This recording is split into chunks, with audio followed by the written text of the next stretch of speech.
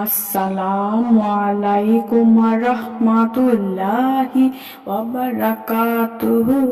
সুপ্রিয় সম্মানিত দর্শক ও শ্রোতা, আশা করি মহান রব্বুল আলামিনের দয়ায় আপনারা সকলেই ভালো আছেন। সুপ্রিয় সম্মানিত দর্শক ও শ্রোতা, আজকে হযরত আবু বকর রাদিয়াল্লাহু তাআলা আনহু থেকে একটি ঘটনা বর্ণনা করব।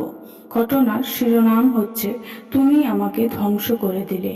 সুপ্রিয় সম্মানিত দর্শক ও শ্রোতা, আপনাদের নিকট অনুরোধ থাকবে ঘটনাটি শেষ পর্যন্ত শোনার।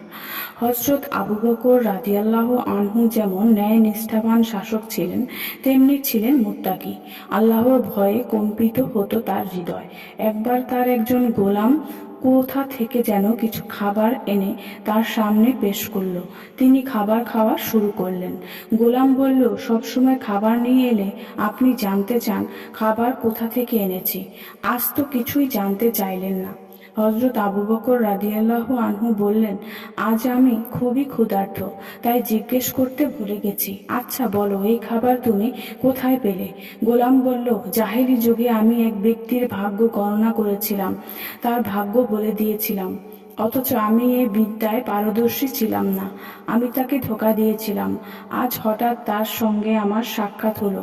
সে বলল, আমার কথা নাকি সেদিন সত্য হয়েছিল, তাই সে ওই কাজের বিনিময়ে আজ এই খাবারগুলি আমাকে দিয়েছে।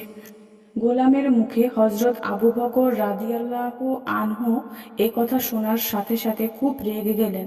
বললেন, তুমি আমাকে ধ্বংসই করে দিলে। সাথে সাথে তিনি গলায় আঙ্গুল ঢুকিয়ে বমি করলেন। যা কিছু খেয়েছিলেন সব বের হয়ে গেল। এই ঘটনার পর কেউ একজন বললেন, এক লুকমা খাবার গ্রহণের ফলে পেটের সব খাবার বের করে ফেললেন। আবু বকর রাদিয়াল্লাহু আনহু বললেন, হারাম খাবার দ্বারা সৃষ্ট শরীর হবে জাহান্নামের ইন্ধন। আর আমার তো এটা জানা নেই যে এই লোকমা খাবার আমার শরীরে কোনো অংশ বৃদ্ধি করবে, আর সেই অংশ জাহান্নামের ইন্ধন হবে। সুপ্রিয় সম্মানিত দর্শক ও শ্রোতা, আজকের ঘটনাটি এই পর্যন্তই। ঘটনাটি যদি ভালো লেগে থাকে অবশ্যই চ্যানেলটি সাবস্ক্রাইব করবেন, লাইক করবেন, কমেন্ট করবেন এবং বেশি বেশি শেয়ার করে দিবেন। সবাই ভালো থাকবেন। আল্লাহ হাফেজ।